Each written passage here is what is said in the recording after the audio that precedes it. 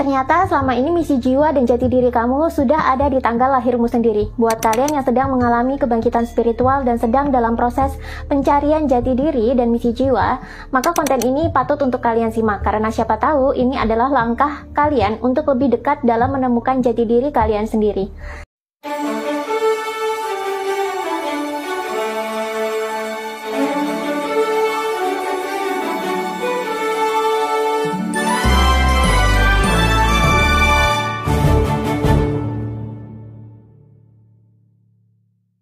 Tanggal lahir kita yang terdiri dari 7-8 digit angka ini ternyata memiliki makna spiritual. Angka sendiri merupakan produk spiritual. Sejak dulu manusia-manusia bijak di zaman kuno sudah menemukan sistem angka yang tidak hanya berfungsi untuk menghitung saja.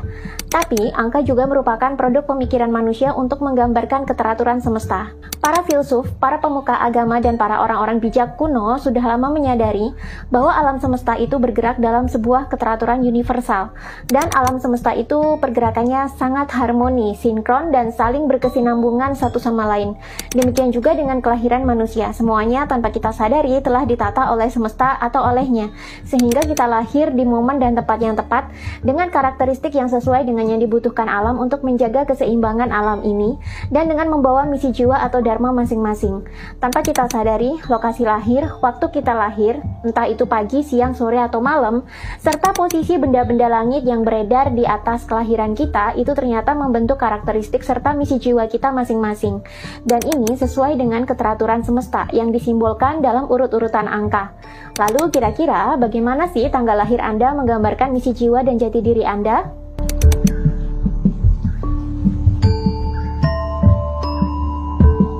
Sejak dulu, masyarakat kuno sudah paham kalau alam semesta itu bergerak dalam keteraturan. Keteraturan ini lalu dilambangkan atau direpresentasikan dalam bilangan, hingga muncullah angka mulai dari 0, 1, 2, 3, dan seterusnya. Dari angka ini muncullah jenis-jenis perhitungan lain seperti perkalian, pertambahan, pembagian, aljabar, dan masih banyak lagi. Sebenarnya, budaya menghitung ini sudah ada sejak zaman purba, yakni sejak masyarakat purba itu gemar menghitung menggunakan sistem tali di goa-goa, batu-batu, atau di tulang-tulang. Ketika peradaban Mesir kuno dan Mesopotamia tumbuh, sistem desimal yang merupakan angka 1-9 mulai diperkenalkan. Kemudian, peradaban Hindu di India kuno mulai memperkenalkan angka 0 sebagai representasi ketiadaan yang awal dan kesuwungan. Bilangan apapun bila dikali 0 hasilnya akan 0. Bilangan apapun yang dibagi 0 hasilnya menjadi tidak terhingga atau infinity dan tidak berakhir. Di abad klasik, Pythagoras mulai menemukan bahwa ternyata tanggal lahir manusia itu mampu mendeskripsikan karakter, watak, potensi, bahkan masa lalu dan masa depan manusia.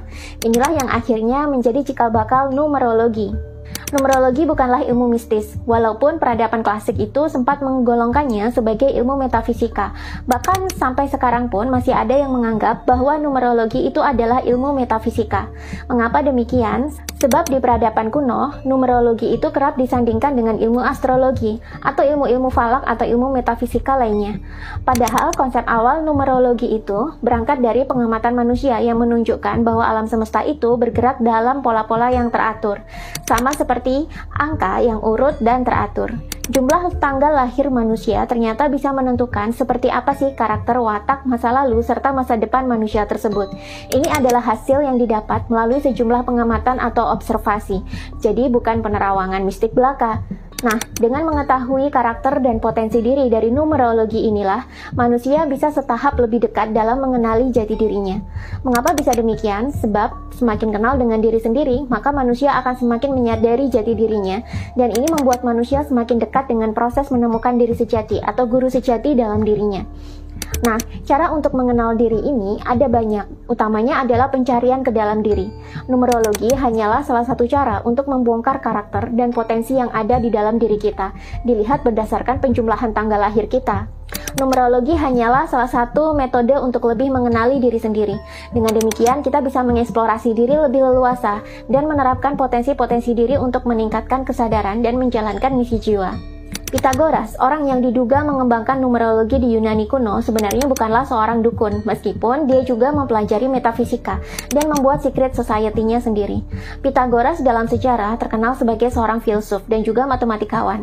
Meskipun dia adalah penganut dan pelaku esoterisme, ia tetap adalah seorang filsuf yang berjasa besar dalam menyumbang ilmu pengetahuan selama abad klasik. Pendapat filosofis Pitagoras lain yang cukup populer adalah dunia sebenarnya dibangun di atas kekuatan angka. Seluruh alam semesta itu terdiri dari pola matematika. Semua hal dapat diekspresikan dalam angka, sesuai dengan getaran universal. Karena itulah Pitagoras berpikir bahwa tanggal lahir manusia itu sangat penting. Selain tanggal lahir, huruf-huruf dalam nama manusia juga memiliki rahasia numerik yang penting dan dapat dihitung. Apakah kalian pernah menemui kasus seorang anak kecil yang sakit-sakitan tak tentu arah, namun tiba-tiba menjadi sembuh setelah namanya diganti? Nah, bisa jadi kejadian ini adalah salah satu contoh dari hipotesa numerologi Pitagoras. Dengan mengganti nama anak ke nama baru, maka hitungannya menjadi berubah. Otomatis getaran energinya juga berubah. Dan bisa jadi nama yang baru ini lebih selaras dengan energi si anak. Lalu apa saja sih yang dapat dipelajari manusia dalam rangka lebih mengenali jati dirinya melalui numerologi? Setidaknya ada beberapa hal yang bisa Anda ketahui dari perhitungan tanggal lahir dan nama Anda. Yang pertama itu ada life path number atau blueprint kehidupan. Blueprint itu berkaitan erat dengan karakteristik, potensi, bakat, prediksi, karir, dan passion kita yang dalam garis besar ini membentuk jati diri kita juga. Blueprint manusia dilambangkan dengan angka mulai dari angka 1 sampai 9. Ini berisi kepribadian, watak, bakat, serta potensi diri kita yang bisa kita eksplor untuk membentuk masa depan di bidang karir, sosial, dan masih banyak lagi. Yang kedua, ada Quantum Secret Code. Ini adalah sejumlah kode unik angka dari numerologi yang tidak muncul dalam blueprint Anda. Dalam numerologi, angka-angka yang tidak muncul dalam blueprint dianggap sebagai kelemahan karakter dan potensi manusia. Nah, kode angka ini bisa dimunculkan dan dijadikan pengingat untuk mengkatrol atau mengangkat naik kelemahan manusia ini menjadi kelebihan. Misalnya dalam perhitungan numerologi, Anda tidak ada angka 9, yang mana angka 9 ini melambangkan kesuksesan finansial yang sangat besar. Maka Quantum Secret Code bisa mengeluarkan angka ini untuk Anda jadikan pengingat dan afirmasi sehari-hari. Sehingga Anda yang semula sering berbisnis tapi gagal, bisa terangkat kesuksesannya setelah menyimpan dan melihat angka ini berulang-ulang. Yang ketiga, The Secret of Karmic and Past Life. Ini sangat menarik bagi Anda yang percaya dengan reinkarnasi dan percaya bahwa diri Anda adalah hasil dari reinkarnasi kehidupan masa lalu. Dengan numerologi, Anda bisa tahu masa lalu di kehidupan Anda sebelumnya. Tak hanya kehidupan seperti apa yang Anda jalani di masa lalu saja, tapi dalam pengalaman saya menggunakan numerologi ini, bahkan trauma-trauma masa lalu di kehidupan sebelumnya yang belum tuntas, hingga terbawa di kehidupan yang sekarang pun bisa diketahui. Dan menurut saya, hasil bacaan past life menurut numerologi ini lumayan relate dengan apa yang saya rasakan di kehidupan sehari-hari. Karena memang jika ada trauma past life yang belum usai, maka trauma itu bisa terbawa sampai di kehidupan yang sekarang, dan itu secara bawah sadar membentuk cara kita memilih jalan hidup di kehidupan yang sekarang. Saya jadi sadar kalau ada utang karma atau karmic debt dan ada pelajaran karma atau karmic lesson yang bisa terjadi di kehidupan sekarang. Pelajaran karma adalah konsep dalam spiritualitas yang mengacu pada pengalaman atau situasi yang dianggap memiliki akar penyebab atau hubungan dengan karma seseorang. Karma sendiri merujuk pada konsep bahwa tindakan seseorang dalam kehidupan ini bisa mempengaruhi nasib atau keadaan mereka di kehidupan yang selanjutnya. Jadi, pelajaran karma bisa dianggap sebagai pengalaman yang dimaksudkan untuk membawa pemahaman atau pertumbuhan spiritual sebagai hasil dari tindakan dan keputusan yang diambil dalam kehidupan sebelumnya. Pelajaran karma dapat melibatkan berbagai aspek kehidupan, termasuk hubungan, pekerjaan, atau pengalaman emosional yang berulang-ulang.